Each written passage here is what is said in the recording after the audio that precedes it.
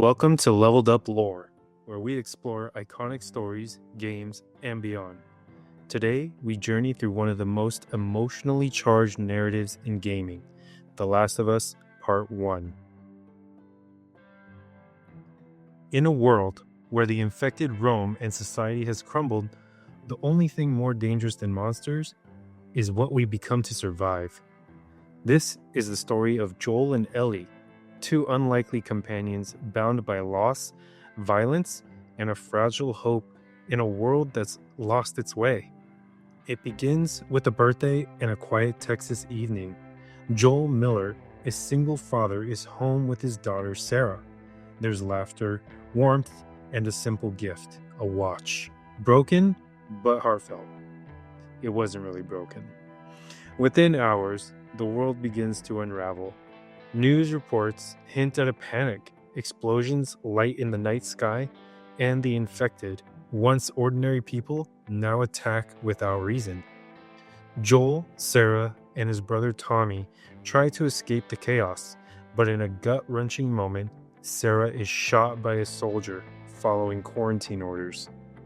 Joel holds her in his arms as she dies, begging her to stay with him. That single moment, the loss of his daughter, not to the infected, but to fear and policy, becomes the emotional foundation of the entire game. From this point on, Joel is a changed man, closed off, numb, and willing to do whatever it takes to survive. 2 decades pass. Civilization hasn't just collapsed, it's been buried. Cities are overtaken by nature, highways are cracked and silent, and what remains of the government clings to control through harsh military law. Fireflies are an organized rebel faction, challenging the rule of the military. But their methods blur the line between revolution and extremism. Joel, once a father, is now a smuggler in the Boston quarantine zone. Scarred, ruthless, and emotionally detached. He moves cargo, not people. But everything changes when he's asked to escort a teenage girl named Ellie. What starts as a simple job becomes something far greater when it's revealed. Ellie is immune. Somehow, she survived a bite, and the infection never took hold. With the Firefly's hopes resting on her, Joel and Ellie begin their journey across a broken America toward what might be the key to saving it. Their journey spans across seasons and through the remnants of a lost world. From the quarantine zone in Boston to the desolate suburbs of Pittsburgh, through the forests of Wyoming and the frozen lakes of Colorado, the infected are just one danger. Bandits, cannibals, and survivors willing to kill for scraps are constant threats. But the real journey, it's between Joel and Ellie. At first, Joel sees her as cargo, a means to an end. But with each step, Ellie chips away at his hardened shell. She's foul-mouthed, clever, curious, and vulnerable. She reminds him of what he lost. Slowly, walls come down, trust begins to grow, and what began as a mission becomes something much more human, a second chance. They're not alone on the road, but the few they meet make it to the end. Tess, Joel's smuggling partner, is the first to fall.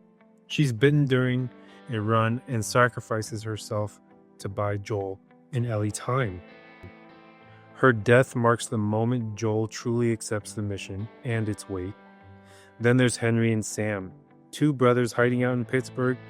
For a brief moment, Ellie and Sam share childhood joy in a world that offers none. But when Sam is bitten and turns, Henry makes the most gut-wrenching decision and kills his brother.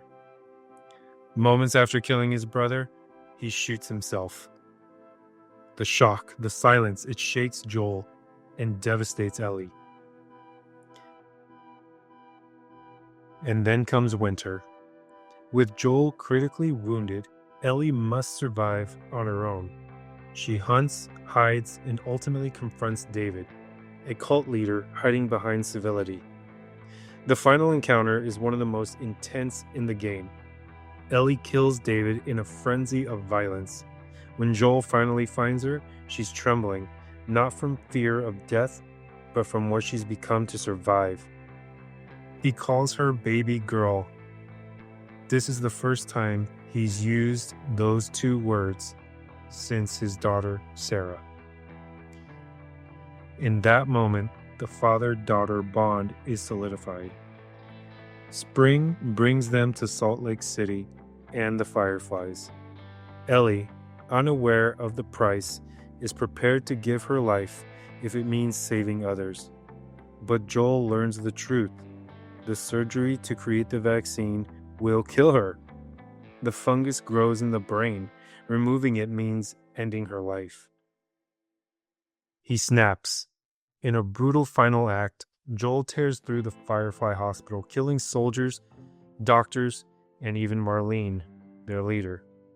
He rescues Ellie, unconscious and unaware, and drives her away from what could have been humanity's salvation. When she wakes in the car, groggy and confused, Joel lies. They stopped looking for a cure. You're not the only one, he said. What makes The Last of Us so unforgettable isn't the main narrative, it's the world breathing silently around it. Through notes, graffiti, abandoned spaces, and corpses frozen in time, the game tells hundreds of stories you'll never hear out loud, but you will feel them. In Bill's town, we meet a grizzled survivalist who's booby-trapped every inch of the world, but behind the sarcasm and paranoia is a deeply buried pain. Through a single letter, we discover Frank, Bill's partner, possibly the only person he ever cared about. Frank tried to escape Bill's isolation. He got bit and chose to die on his own terms and left a bitter note behind. I hated your guts. I grew tired of this shit city and your set in your ways attitude, Frank wrote. Bill read in silence. He doesn't respond. He just crumples it. That's how grief works in this world, though. Not with tears, but with quiet, bitter survival. Deep in the sewers near Pittsburgh, Joel, Sam, Ellie, and Henry stumble into a room where they see a family covered in blankets. This is one of the most awful discoveries made in the game. Inside, Joel finds the bodies of a family huddled together under blankets. On the floor was written, "They didn't suffer."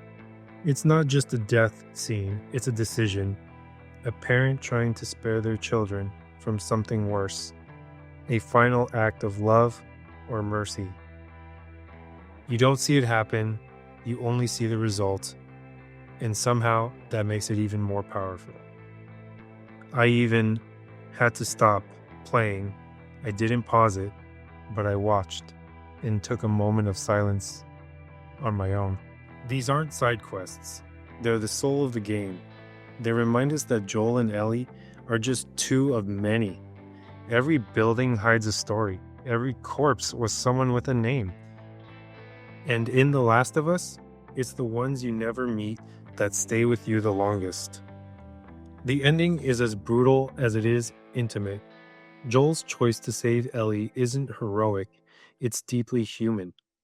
He steals her from the operating table, killing anyone in his path. He doesn't do it for humanity. He does it because he can't lose her. Not again. When Ellie later asks what happened, he lies. The Fireflies had stopped looking for a cure, and her response was just one word. Okay. A word loaded with uncertainty, pain, and a quiet acceptance. Maybe she knows the truth. Maybe she just wants to believe the lie. It's not a clean ending, but in this world, there are no heroes, only survivors. The Last of Us Part 1 isn't just a game.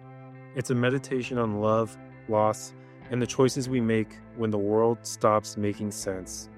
It asks, if saving one life means doing the rest, Would you still do it? Thanks for watching. If you enjoyed this dive into the lore and layers of The Last of Us, don't forget to like, subscribe, and hit the bell for more story-driven breakdowns, tech insights, and hidden game lore. Until next time, when you're lost in the darkness, look for the light.